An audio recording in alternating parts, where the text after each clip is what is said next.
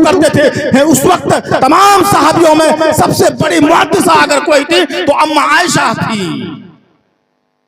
मेरी माए बहने, दोस्तों चैनल को जरूर सब्सक्राइब करें। आप सुनो हजरत फातिमा का वाकया कि जब उनका जनाजा निकला, उनकी जिंदगी में भी उन्होंने अपने अब्बा के सामने बेपर्दा हाजिर नहीं हुए। मोहम्मद सल्लल्लाहु अलैहि वसल्लम की बेटी है, कितनी तहजीब याफ्ता है, कितनी तरबियत याफ्ता है कि अपने बाप के सामने भी पर्दे से जा रही है। और उनका जनाजा भी जब निकला तो उसको ढक के निकाला गया ताकि कोई जिंदगी में उसको बेपर्दा अगर नहीं देखा तो मौत के बाद भी नहीं देखे। मेरी माँ बहनों सुनो, तो मेरी माँ बहनों जो कॉलेज में पढ़ती हो या पढ़ाती हो, लेक्चरर हो या प्रोफेसर हो या मास्टरनी हो, आप भी सुनो। अगर आप बेहतर तालीम याफ्ता हैं, किसी स्कूल में आप जिम्मेदारी को निभाती हैं, तो आपको हजरत सुमैया का वाकया देखना होगा, आपको हजरत सफिया का वाकया देखना होगा, हजरत राबिया बसरिया का वाकया देखना होगा। तारीख के पलंदों को पढ़ोगे तो आपको मालूम होगा कि आप पर जो फराइज मनसबी है, आप उसके तय कितने ईमानदार हैं। खुद पटोलो अपने आप।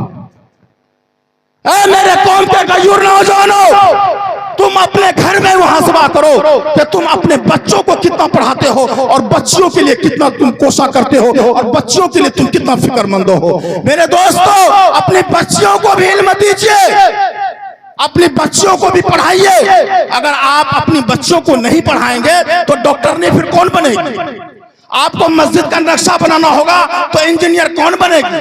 किसी मदरसतुल बनात या किसी निस्वा इदारे का कयाम करना होगा तो उसका मुअल्लिम या उसका प्रिंसिपल या उनका डायरेक्टर कौन होगा?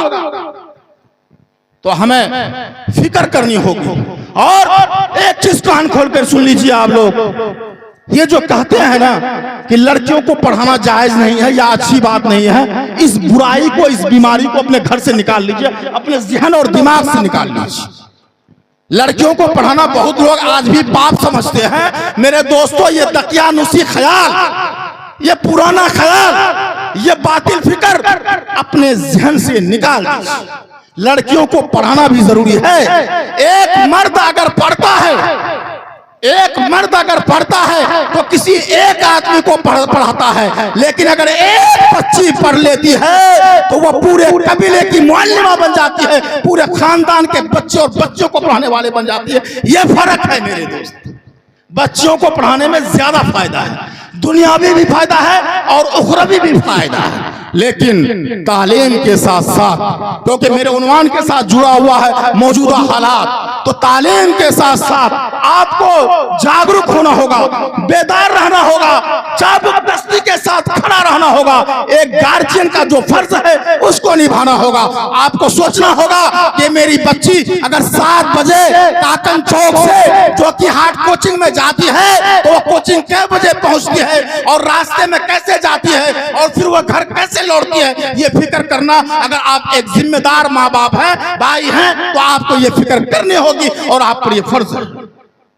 ये नहीं है कि बच्ची मेरी इंग्लिश मीडियम में पढ़ती है, ना उसका ड्रेस का पता, ना उसका बाल का पता, ना उसका चलने का अंदाज। मेरे दोस्तों, आपको घर में उस बच्ची को समझाना होगा कि बेटा ठीक है, तुम पढ़ के डॉक्टर नहीं बनो, हमको जमीन जायदाद बेचना पड़े तुम्हारे पीछे लगा देंगे, लेकिन तुम इस्लाम के भी, शरीयत के भी जहां इज्जत को बचाओगे वहां हमारे खानदान की और हमारी पगड़ी को भी बचाना। तब आप अपने बच्चों को पढ़ाइए। कौन मना करता है?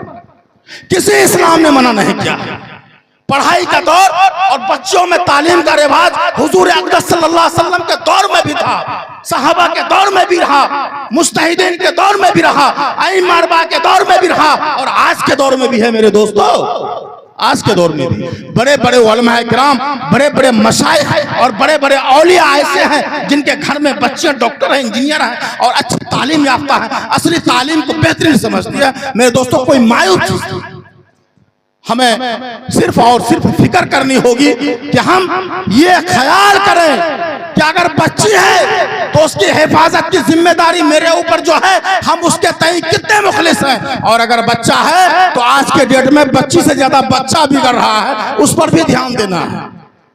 कई जलसों में जाते हैं, जब गार्जियन से मुलाकात होती है, बाप बेचारा हाजी शरीफ गांव का मुअज़्ज़ज़ आदमी, वो अपने खून के आंसू को रोते हुए कहता है मौलाना मेरा बेटा है ना मेरी बात नहीं मानता है, देखिए ना रात में कहां कहां चले जाते। और वो बेटा जब वो गोली से शुरू करता है, सिरप पे जाता है, और आहिस्ते आहिस्ते वो बच्चे की जब हालत बदलती है तो बच्चा चोरी चपाटी में चले जाता है और दूसरी बुराइयों में चले जाता है।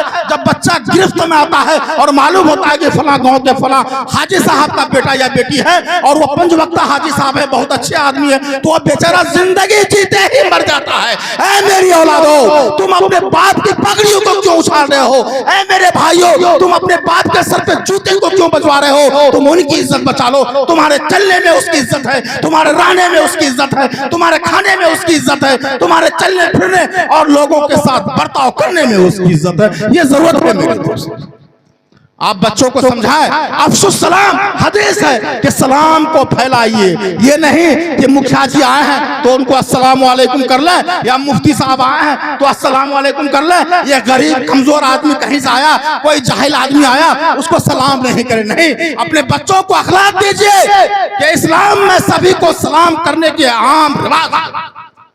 कौन देगा तालीम? तो जहां आप तालीम देंगे वहां पर आप तरबियत देंगे। ज़ाहिरी तरबियत भी अच्छी हो, उसका बाल, उसका कपड़ा, उसका जूता, ये नहीं है कि पैंट बिल्कुल नीचे, मालूम हुआ कि रोड को साफ करते हुए जा रहे हैं, बाल इतना बड़ा कि ना कान का पता ना नाक का पता। ये तरबियत ज़ाहिरी है, हर वालिदैन के ऊपर जरूरी है कि अपने बच्चों पर निगरानी कीजिए कि बाबू तुम्हारा ये जो बाल है ना हमारा खानदान में कोई नहीं रखता था, कोई देखेगा ना कहेगा कि शरीफ आदमी का काम नहीं, बेटा बाल छोटा छोटा कर लो, उस पर डंडा भी मत चलाइए और ये मत कहे कि लाओ सुराज को भी गंजा बना देते हैं। मेरे दोस्तों नहीं होगा। क्यों नहीं होगा? हमारे वालिदैन हैं, हमारे वालिदैन हैं वो फर्स्ट जनरेशन के, हमारे वालिदैन उस दौर के हैं जब कोई टावर नहीं होता था, कोई इंटरनेट नहीं होता था। लेकिन आज के जो हमारे बच्चे हैं वो 5 जनरेशन के हैं। अगर आप उसको लट्ठी से हाँकिएगा ना तो आपको कोड़ा दिखा देगा आपका बेटा आपको। तो समझाने का जो इस्लाम में तरीका है, हुस्ने सुलूक से समझाइए, उसको मिसाल से समझाइए, उसको बातों से समझाइए कि बेटा तुम्हारा दादा इस गांव का बहुत मुअज़्ज़ज़ आदमी है, हम बहुत अच्छे आदमी हैं, तुम इस तरह नहीं करो। उसको पाक कोट करके समझाइए। अगर आप उसको चोट से तकलीफ से समझाइएगा तो बिगड़ जाएगा। ये फर्क हमारे गार्जियन भी नहीं समझते हैं, बोलते हैं कि हम लोग ऐसे थे अपने दौर में कि अगर हम लोग का अब्बा हम लोग को कहते थे कान पकड़ के झुक जाओ तो हम लोग फौरन झुक जाते थे। वो दौर नहीं है आज। आपके दौर में बहुत कुछ नहीं हुआ करता था, आज के दौर में बहुत कुछ हो रहा है।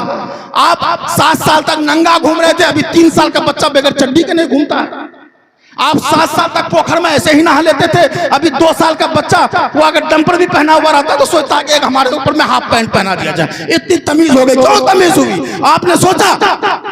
तमीज इसलिए हुई कि वो अगर जल्द से जल्द समझदार हो रहा है, अगर वो 3 साल की उम्र में समझदारी को और बातों को समझने का, कैच करने का हुनर रखता है तो 60 साल में कब्रिस्तान भी चला जाता है। और अगर आप 7 साल में बात को नहीं समझते थे तो उस जमाने में इंसान की उम्र कम से कम 80 और 90 साल होती है। जितनी जल्दी से तरक्की होती जा रही है उतनी जल्दी से इंसान की जिंदगी भी समाप्त होती जा रही है। तरक्याती दौर में जहां ऐश इशरत, तरक्याती दौर में जहां वीआईपी कल्चर, तरक्की याफ्ती दौर में जहां एक दूसरे को बढ़ावा देने की और बड़ा दिखाने की आदत है, वहीं पर आपके दौर में कसर नफ्सी थी, आपके दौर में एक दूसरे की पहचान थी, आपके दौर में एक दूसरे के तय इखलास था। आज के दौर में इखलास नहीं है मेरे दोस्त। इखलास पैदा कीजिए।